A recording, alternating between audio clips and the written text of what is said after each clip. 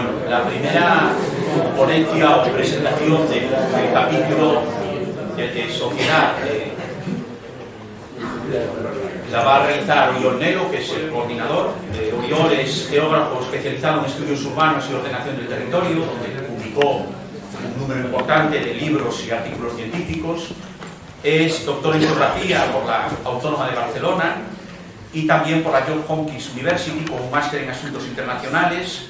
Fue director del Instituto de Estudios Metropolitanos de Barcelona, diputado en el Parlamento de Cataluña, secretario para la Planificación Territorial en la Generalitat y desde 2016 preside el Consejo Asesor del Pla de Barris de Barcelona. Es profesor en el Departamento de Geografía de la Universidad Autónoma de Barcelona, donde imparte enseñanzas en grado, posgrado, doctorado. Además, es investigador en el Instituto de Gobierno y Políticas Públicas y dirige un grupo de investigación sobre energía, territorio y sociedad. Por tanto, nada, le doy la palabra a Oriol. Muchas gracias, Jesús. Ángel, yo no sé si con un orador como yo y a esta hora de la tarde apagar la luz es la mejor. Dejadme antes que nada agradecer muy cordialmente a la Universidad de Santiago su hospitalidad, a la Asociación de Geografía Española, la organización y a todos vosotros vuestra presencia. Es para mí un placer estar aquí, es un placer de tener la oportunidad de comentar con vosotros algunos de los contenidos de este Atlas Nacional de España, del cual nos hemos ocupado del tema de, como ahora nos comentaban, de sociedad. Mira, todos tenemos presente, ¿no?, que la sociedad española ha conocido en el último cuarto de siglo transformaciones, por una parte aceleradas y por otra parte decisivas. Estas transformaciones tienen que ver con los tres grandes temas de los que vamos a hablar esta tarde. Tienen que ver con la población. La población ha pasado ha crecido de manera muy notable desde inicios de este siglo, hasta ponerse hasta estos 49 millones de habitantes que somos ahora, ¿no? Y esto es todavía más llamativo por el hecho de que este crecimiento, como después comentaremos, no se debe sobre todo al influjo migratorio. Las transformaciones, pero desde el punto de vista demográfico, no se limitan solo al crecimiento de la población, sino que atañen también a la distribución de la población sobre el territorio. Y esta distribución es aquello que nosotros denominamos el poblamiento. Y el poblamiento en este último cuarto de siglo, de hecho desde mediados del siglo pasado, ha conocido una transformación muy notable.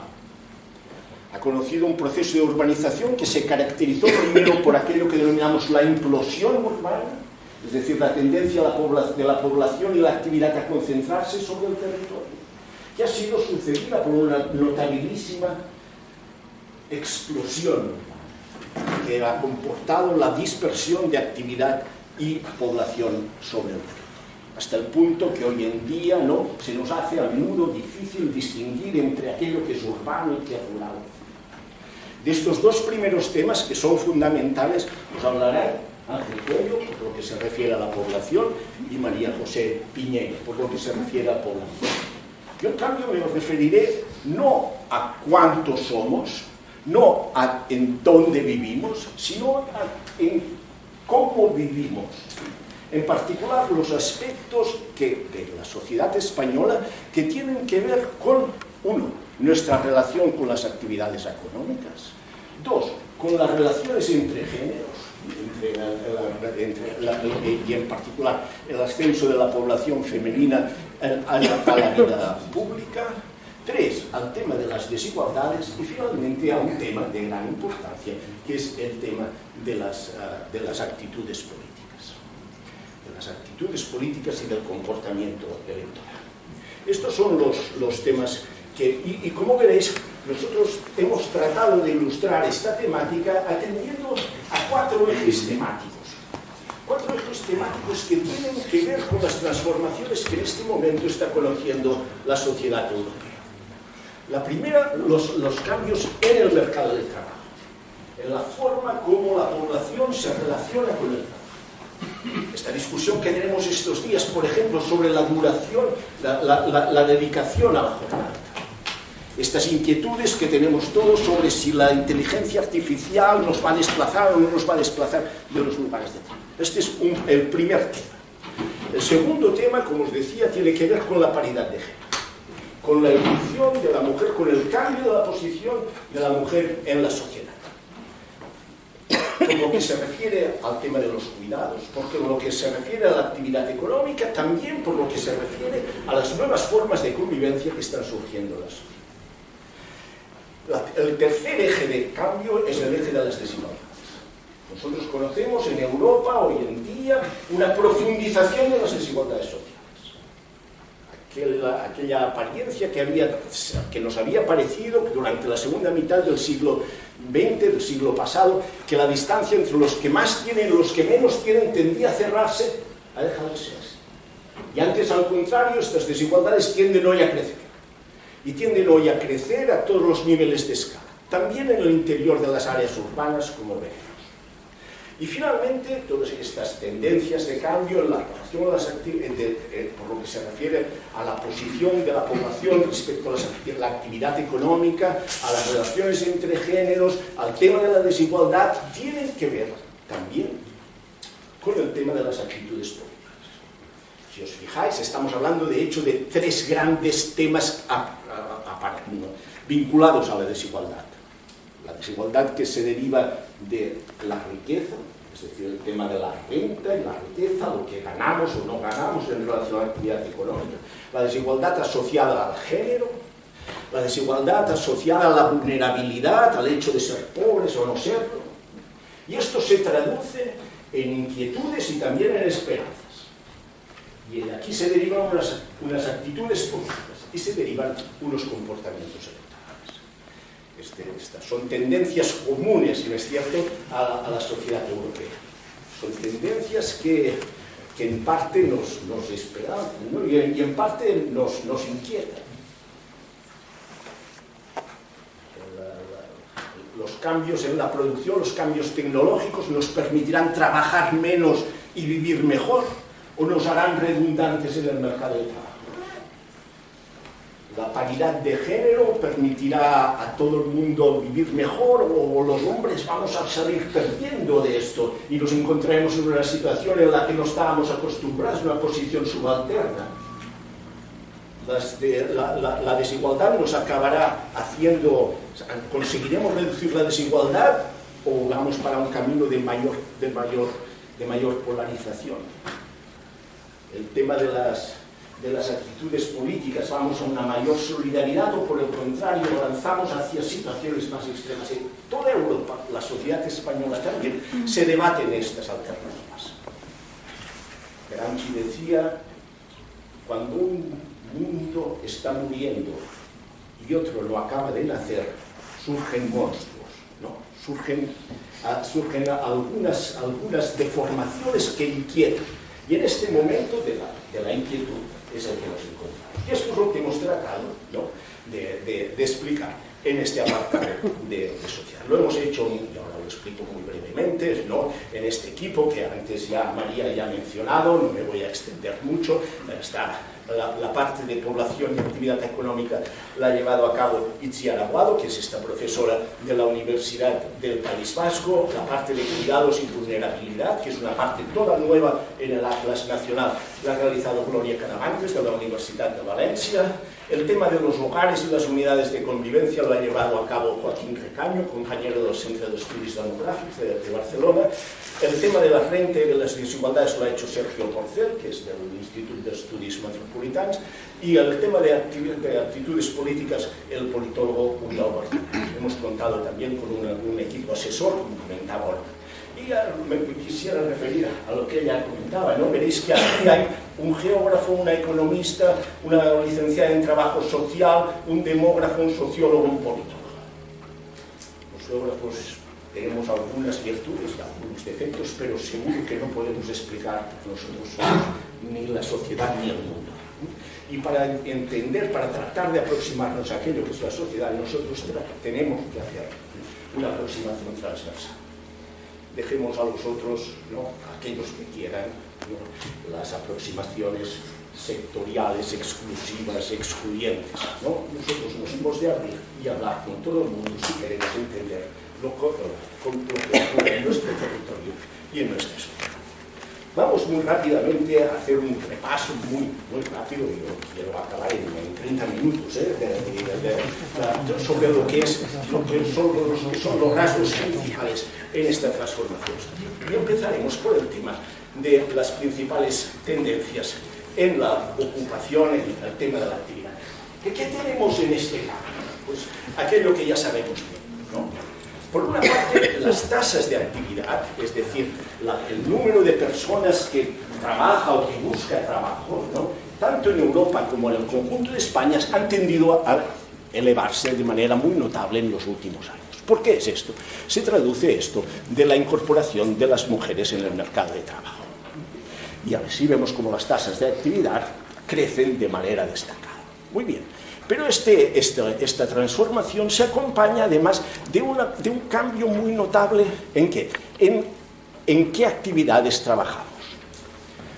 Las actividades agrarias, que habían sido durante siglos, ¿no es cierto?, la base de la ocupación de la mayoría de la población, han ido perdiendo más y más ocupados, hasta quedar disminuida en el conjunto de Europa por debajo del 5%. El campesinado, que había sido la clase mayoritaria en Europa y en el mundo, ¿no?, durante milenios, hoy en día representa solo una pequeña fracción del conjunto de los trabajadores. Diréis, pues, ¿por qué ha sido sucedida? Es por el trabajo industrial. Lo fue en un tiempo. Pero el trabajo industrial, que conoció también un crecimiento notabilísimo del empleo, en este momento se ha reducido de manera muy notable en toda Europa. Y aquello que prevalece esencialmente es la ocupación en los servicios, que en España alcanza el 77% de la totalidad de los ocupados. Por lo tanto, trabajamos más personas, trabajamos en sectores diversos de aquellos. Y esto ha ido acompañado, además de la terciarización, ha ido acompañado en las últimas décadas, como conocemos perfectamente, de una digitalización, de una tendencia cada vez mayor a la utilización de las tecnologías relacionadas con el conocimiento y la información. Y finalmente, el último rasgo decisivo, ¿no?, para explicar la relación de la población con las actividades laborales es aquello que de manera eufemística se denomina la flexibilización.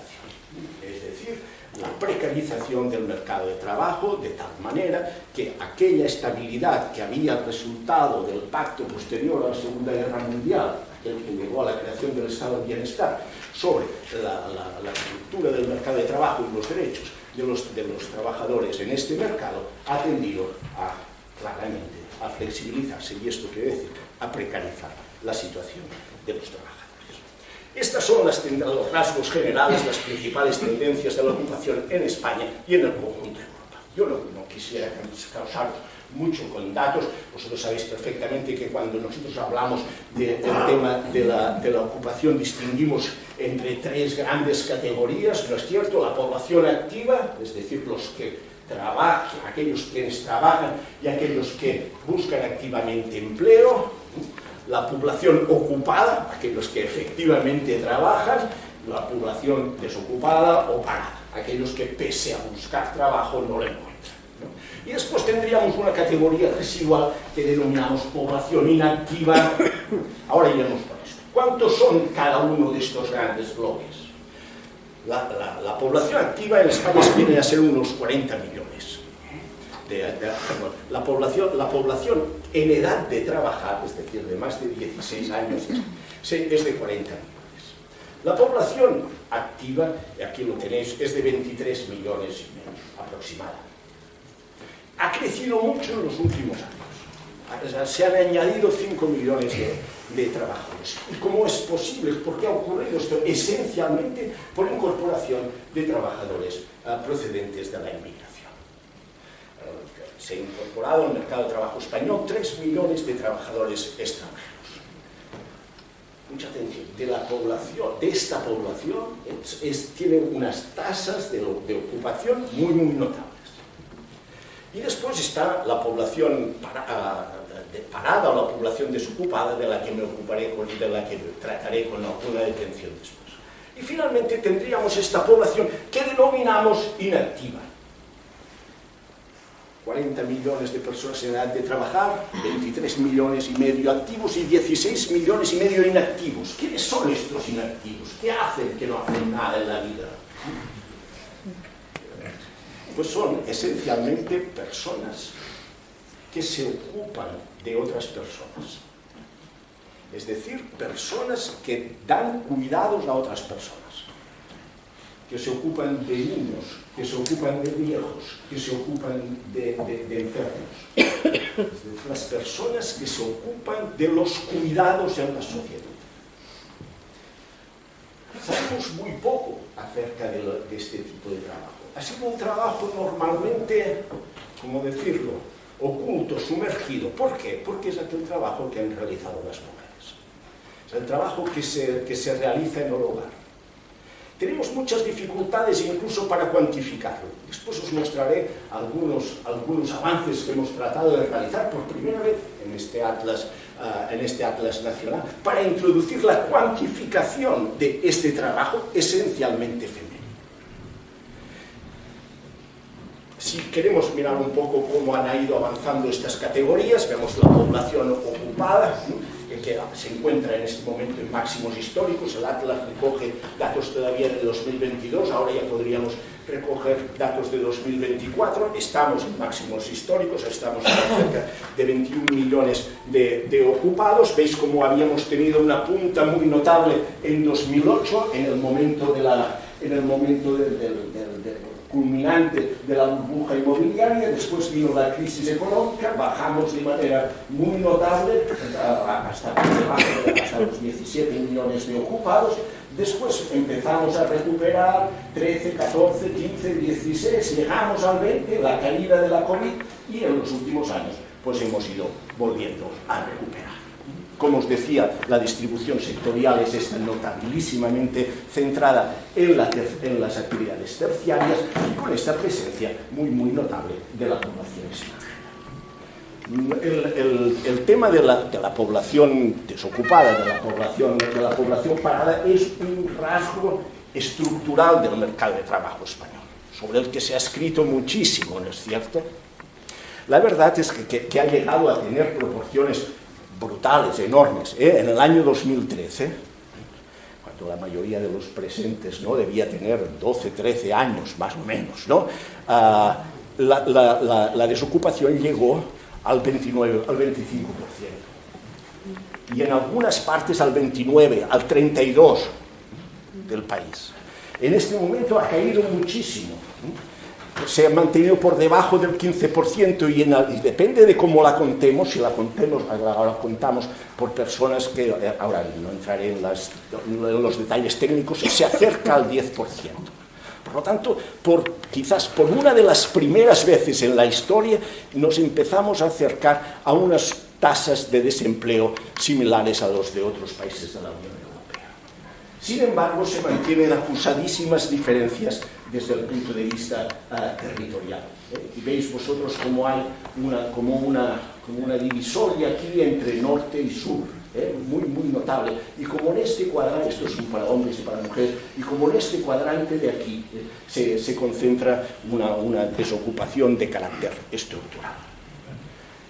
Finalmente, estos son los rasgos fundamentales por lo que se refiere al mercado. Pasamos ahora a este otro tema, que es el tema de los cuidados y de la leche. Ya he explicado cuál es el motivo de haber querido introducir esta variable, de haber querido introducir esta cuestión.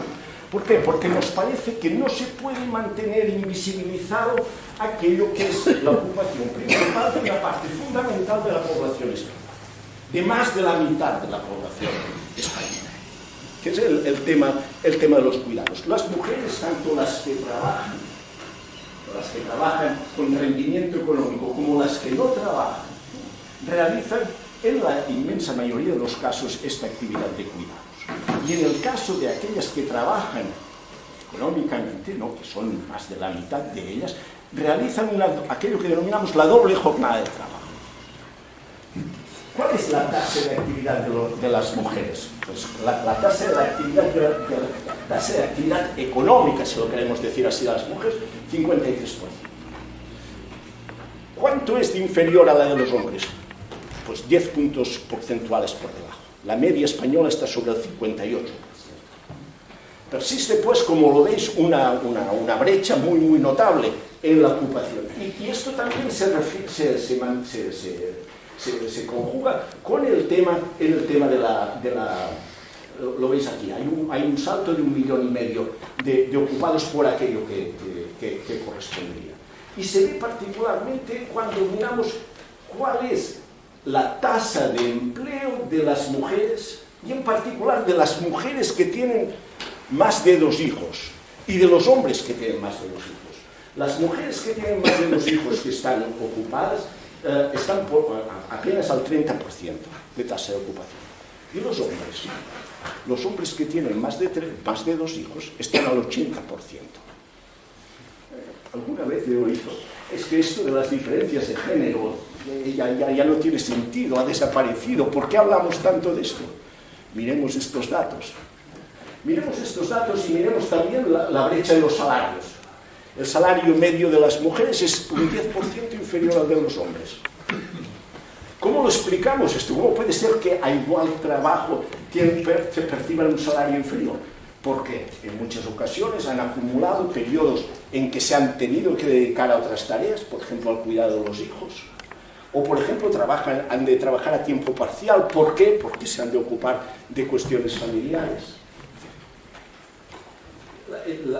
Y esto se refleja incluso en la brecha, en el porcentaje de mujeres en altos cargos. En la administración, aquí tenéis los datos, en la administración esto se ha ido reduciendo un poco.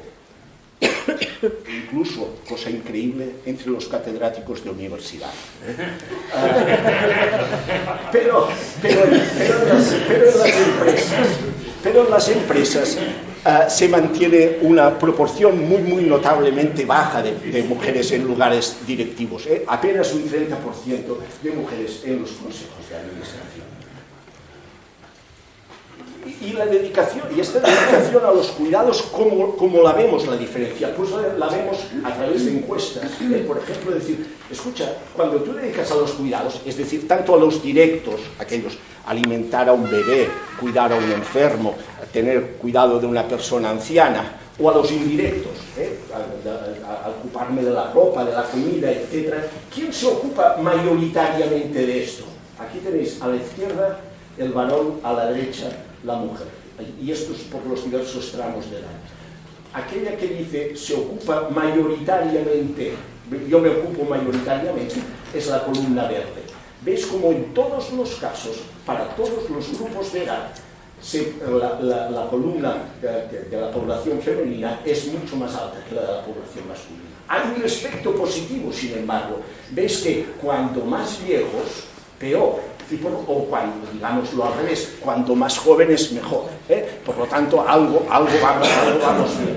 Sin embargo, ¿no? Aquí tenéis la distribución de lo que decimos la población que se encarga de la mayor parte de los cuidados a menores y dependientes.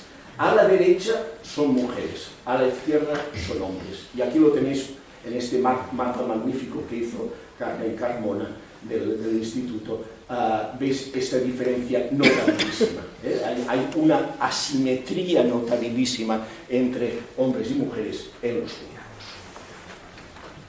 Pasamos a la cuestión de las formas de convivencia. No se han transformado solo la relación de la población con la actividad económica, no se ha transformado solo la relación de las mujeres con el mercado de trabajo, sino que se transforman también los hogares y las formas de convivencia.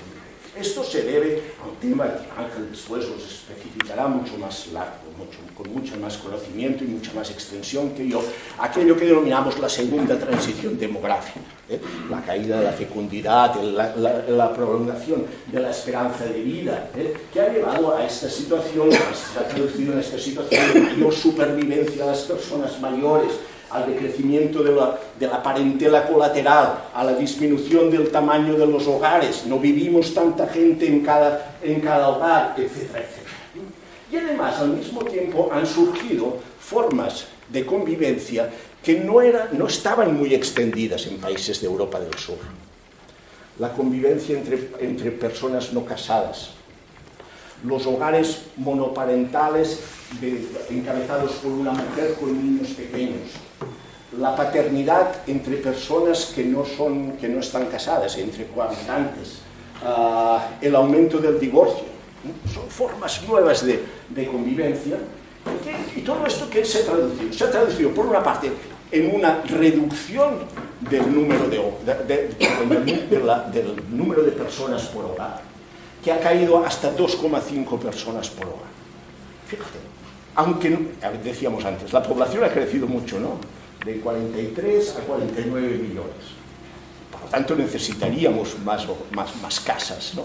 Pero es que además vivimos menos personas por hogar. Por lo tanto, aunque no hubiera crecido, ya necesitaríamos más vivienda. Una parte del problema de la vivienda, que no es nuestro tema de hoy, aunque debería ser el tema de cada día, una parte del problema de la vivienda viene de la especulación, viene de la irrupción del capital financiero en el mercado inmobiliario. Pero otra parte tiene que ver también con las tendencias demográficas. Y en este crecimiento muy notable del número de hogares que han pasado de 12 millones en el año 91, ¿no?, a casi 19 millones en el año 2021. ¿Veis este salto prodigioso en apenas 30 años? Y como os decía, el tamaño de los hogares se reduce, pero atención, presenta diferencias territoriales muy notables. En el sur peninsular, en el Valle del Ebro, también en esta área, como veis vosotros, de vuestra costa, en el entorno de Madrid, el tamaño medio del hogar es más elevado. Esto tiene relación con la fecundidad, también con la presencia de la inmigración. Y hay un contraste que quizás en el mapa, tal como lo tenemos aquí proyectado, no lo podéis ver, un contraste muy notable. Fijaros en el caso de Madrid. El tamaño medio del hogar en la ciudad central es notablemente más chico que el de la corona metropolitana. ¿Por qué? Porque se concentra en los centros urbanos población más envejecida. Y si viéramos ahora, veríamos aquí Barcelona, La Mancha también es más clara, y Valencia también, y etc. Y esto ha ido acompañado de un surgimiento de nuevas formas de convivencia, como os decía. El tamaño de los hogares unipersonales, la presencia de hogares unipersonales se ha extendido. Esto es en parte debido al envejecimiento de la población. Y se encuentra presente sobre todo en estas áreas aquí que han tendido a despoblarse. Pero también los hogares monoparentales, es decir, los hogares encabezados por una sola persona, normalmente mujer, ¿no?, que normalmente cuando esto ocurría era una señora viuda con un hijo, o con una hija, ¿no? Ahora los hogares monoparentales más típicos son una mujer joven con hijos, y además en muchos casos en situación cercana a la vulnerabilidad o la pobreza. Y finalmente hemos tenido la presencia notable de hogares todavía minoritaria, pero importante, de personas integradas por parejas del mismo sexo. Aquí tendríais la situación, las parejas clásicas, y donde predominan más las estructuras familiares clásicas, ¿no? Aquí tendríais los hogares monoparentales, aquí tenéis las parejas del mismo sexo. Si después tenéis ganas de explorar los datos, pues ya veréis que es la más de entretenido de hacer. Vamos para el tema de las desigualdades. Tenemos una relación diversa con la actividad económica. Se ha producido cambios importantes en la posición de las mujeres en el mercado de trabajo y en la sociedad. Se ha transformado también la composición de los hogares. ¿Qué efecto tiene esto sobre la distribución de la riqueza? Pues la riqueza está en nuestro país, desgraciadamente, distribuida de manera muy desigual.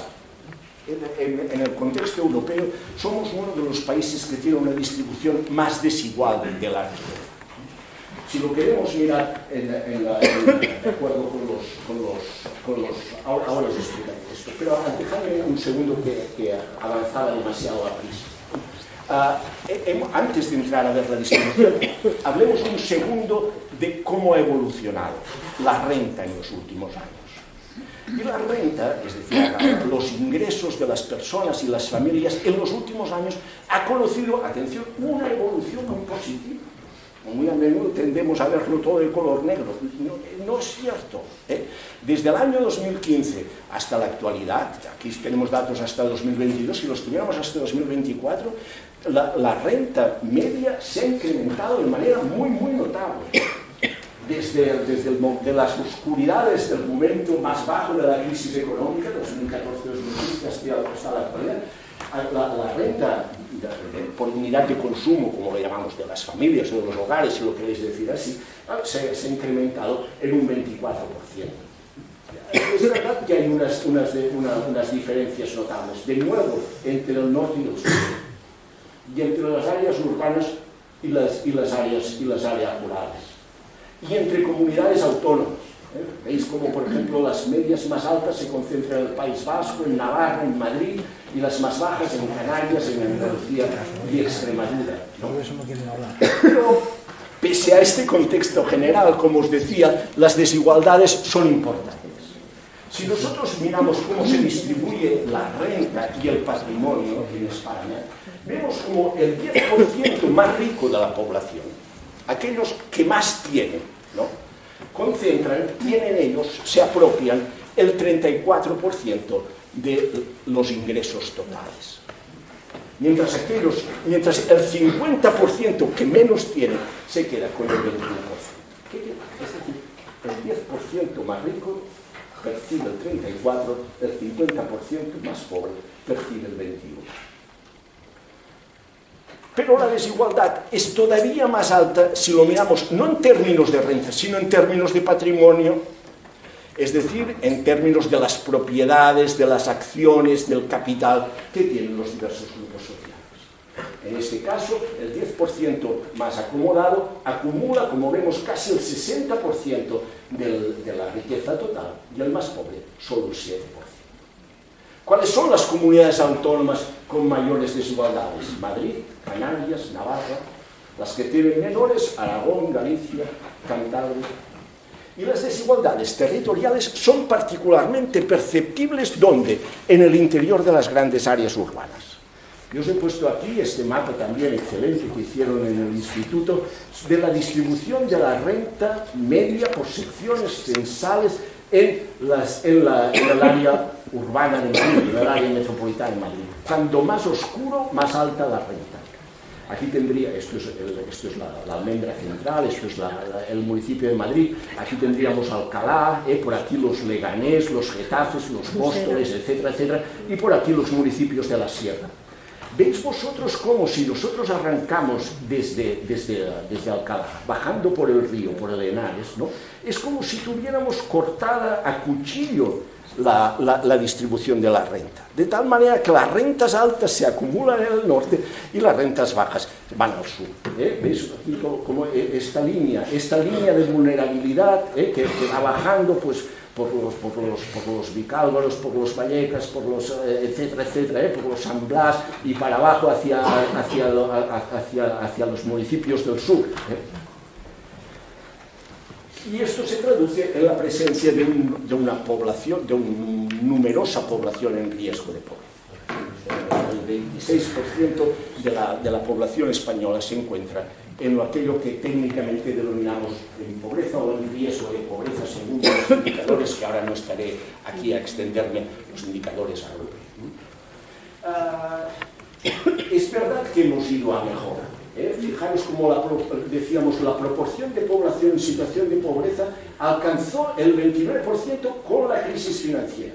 Y después la hemos ido reduciendo, remonta con el COVID, pero ha vuelto a bajar.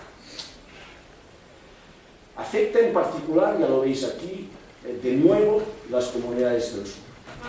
Pero afecta también, atención, aquí hay un divide, un cleavage, como una fractura generacional. Una parte importante de jóvenes, hijos de capas medias, son hoy estadísticamente pobres. En el sentido de que, si tú miras qué ingresos tienen, son pobres. La peculiaridad es que, siendo hijos de quienes son, tienen hábitos de consumo, de relación, de experiencia cultural, de aspiraciones sociales que no se corresponden a su situación estadística desde el punto de vista del pueblo. Aquí el problema esencial es hasta cuánto puede durar esta posición, es decir, hasta cuánto van a tardar en desclasarse. Riqueza y clase no es lo mismo, lo sabemos bien, porque tú puedes pertenecer por relaciones, por hábitos culturales, por tantas otras cosas a una clase, y en cambio no tener los ingresos que se corresponden a esa clase durante un tiempo. Pero al cabo de un tiempo, la vida material se acaba imponiendo. Y aquí el punto de inflexión es, sin duda, el acceso a la vivienda. El acceso a la vivienda y la posibilidad de patrimonializarse es lo que divide el futuro de estos jóvenes. Entre aquellos que recibirán en herencia un patrimonio inmobiliario, que podrán vivir en casa de sus padres, y aquellos que no lo van a recibir y que se ven expuestos no solo a unos ingresos bajos, sino también a una presión muy fuerte en el mercado inmobiliario si no cambian las cosas. Voy acabando y me refiero para el último tema a las actitudes políticas. Y aquí veréis también que hemos introducido como un cambio no pequeño en el Atlas esta vez, ¿no? Porque hablándolo con María Hernández, la coordinadora, y también con las compañeras del Instituto Geográfico Nacional, pensamos que era bueno en este Atlas no hablar solo del comportamiento electoral, que es una expresión de nuestra vida política, sino también de aproximarnos al tema de una manera más extensa y hablar de las actitudes políticas. ¿Cuál es nuestra relación con la política? La primera cosa que constatamos, que pensamos es tratemos de mostrar cuál es el interés de las personas por la política. Y vemos cómo el interés de las personas por la política está claramente influido por el ciclo vital. Es reducido en la población joven y va aumentando con la edad. Veis cómo el interés de las personas jóvenes por la política es más bajo y aumenta y después vuelve a disminuir con la edad anciana. Diríamos que los jóvenes y que los ancianos, entre los que me incluyo, ¿no?, son los menos interesados por media, ¿no?, con la política. También varía según la edad la confianza en las instituciones. Ahora vosotros no lo veis desde donde estáis sentados. La institución, digamos, que despierta más confianza, que no es propiamente una institución, sino es una constitución, es la Constitución del 78. La que despierta, la institución en este caso sí, que despierta menos confianza son los partidos políticos. ¿Veis? Pero como la confianza que despierta la institución constitucional tiende a decrecer con la edad, lo cual no debería extrañarnos, ¿no? ¿Por qué? Porque estos de aquí todavía pudieron votarla, pero estos de aquí, es decir, todos los que tienen menos de 60 años, votarla no la pudieron votar, y por lo tanto se la han encontrado hecha, y así tenemos, ¿veis esto? Y hay un último aspecto que es llamativo, y a mi entender, si me permitís expresar mi opinión personal, particularmente preocupante, es la adhesión a la democracia como régimen político. Aquí lo tenéis esto de nuevo por grupos de edad. Estos son los más jóvenes, estos son los más viejos. En verde es aquellos que dicen que la democracia es el sistema de entre todos, ¿no?, el menos malo posible. Estos de aquí, los que dicen en ciertas ocasiones y en ciertas condiciones es mejor una situación autoritaria que una solución democrática, y estos de aquí son los que dicen todos los regímenes son iguales.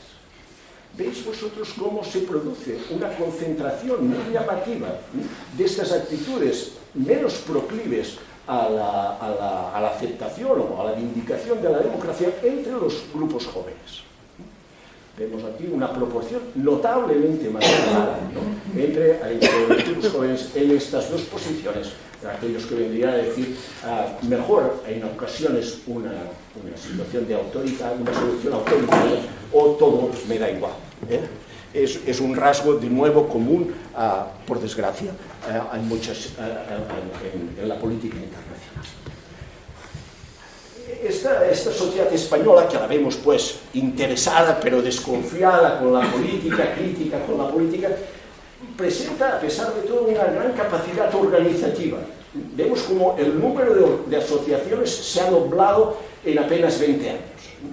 Y estas asociaciones son de tipo ideológico, cultural, etcétera, pero también de medio ambiente, de salud, de mujer, de igualdad, etcétera, etcétera. Y además, la sociedad se moviliza.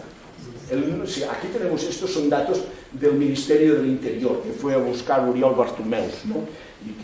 y que trabajaron con Carmen, ¿no? ¿Y qué es lo que nos muestra? Que entre 2000 y 2022 el número de manifestaciones en España se ha triplicado, ¿no?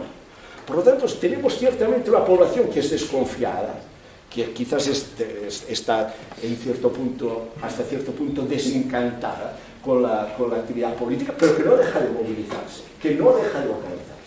Ahora bien, por desgracia, esta capacidad de organización tiene relación también con otro de los temas que hemos hablado, que es el tema de la renta. La capacidad de organizarse depende no solo de lo mal que estés, de la voluntad que tengas tú para reivindicar, sino también de aquello que denominamos el capital social, es decir, de nuestra capacidad de organizarnos, de relacionarnos, de buscar gente que son como nosotros, etc., ¿no? Y esto acaba comportando que aquellos que menos tienen, y esto es una paradoja, aquellos que menos tienen y que más tendrían para reivindicar, sean aquellos que tienen menor capacidad de organizarse para hacerlo. Lo comprobamos, por ejemplo, cuando hubo la epidemia del COVID, hicimos una cartografía en el atlas del que antes nos hablaba Jesús, ¿no? Hicimos una cartografía de dónde habían surgido las experiencias solidarias. Pues habían surgido un poco en todas partes, pero en mayor proporción en los barrios de clase media, media-baja. No en los barrios de clase muy alta, que no lo necesitaban, pero tampoco en los barrios más necesitados, que tenían dificultad para hacerlo. ¿Dónde salían? Pues en los barrios de renta media, media-baja, que aunaban necesidad y capacidad. Los que más tenían capacidad, pero no necesidad. Los que menos tenían necesidad, pero no tenían capacidad. ¿Dónde? Y este tema de la distribución desigual de la capacidad de organizarse es también un tema que nos ha de... Y acabamos finalmente con el tema con la cuestión de los comportamientos electorales. Muy a menudo tenemos esta impresión de que las tasas de participación en España, la participación electoral, son bajas. Son homologables, de hecho, a los países europeos. En las últimas elecciones, vosotros sabéis que las elecciones al Parlamento Europeo son normalmente las tasas de participación más bajas. Pero fíjate, en el conjunto de Europa fueron las últimas, que fueron particularmente frecuentadas. Tuvo la media europea 51,1, nosotros estamos en el 49. Es cierto también otra cuestión, que respecto a otros países, por ejemplo a Francia, Italia, Hungría, incluso los países escandinavos, nuestro voto hacia posiciones extremas, y en particular hacia posiciones de extrema derecha, es más reducido. Por lo tanto, posiciones como las que en Francia, posiciones de predominio electoral, como las que en Francia tiene el Frente Nacional, o como Italia mantiene el partido de Giorgia Meloni, o en Hungría el partido de Viktor Orbán, no tienen un apoyo tan notable en nuestro país. Sin embargo, hay que constatar otra cuestión, que la participación electoral se encuentra muy relacionada con la renta. Y aquí volvemos a la paradoja de la que hablábamos. Aquellos que de hecho más necesitan de los poderes públicos para apoyarlos, para proveerles equipamientos, tienen una menor proporción a votar que los otros. Aquí ves, esto es renta y esto es participación. ¿Veis cómo a menor renta, menor participación, y cuanto mayor renta, en cambio, mayor tendencia a acudir a los colegios, ¿no? Y finalmente, y acabo con esto, ¿no? Las preferencias de los electores en España tienen una peculiaridad. Hay un sistema de partidos y este sistema de partidos en este momento nos da una representación muy fragmentada. Había sido durante un largo periodo dominado sobre todo por dos grandes partidos. Esta situación ya no es más así, después de la crisis política, después del movimiento del 15M, ¿no?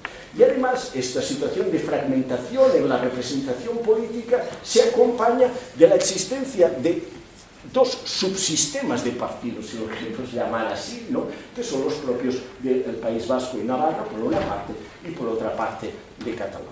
Esta situación, y con alguna, hasta cierto punto también el vuestro aquí en Galicia. Esta es la situación. Y aquí este es el, si lo queréis decir así, a pinceladas demasiado groseras, demasiado rápidas, este recorrido sobre la situación de la sociedad española a inicios del siglo XXI. Una sociedad que, por una parte, como lo vemos, está llena de potenciales, de capacidad, de fuerza, y por otra parte también de temores y de contradicciones. Nada más, muchas gracias.